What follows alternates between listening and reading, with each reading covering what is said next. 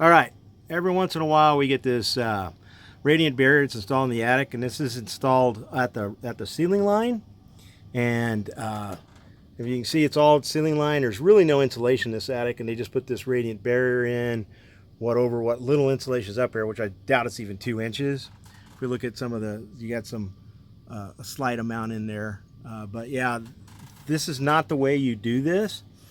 The reason being is you do the radiant barrier at the ceiling is for Minnesota, cold climates like that. In warm climates like the West, like California, you want to install that radiant barrier at the roof deck. All right, so this is one of the issues. We're replacing all the ductwork in this attic, and we're going to insulate it properly so that these people don't have some issues. All right. Yes, no insulation in that attic at all. Very little.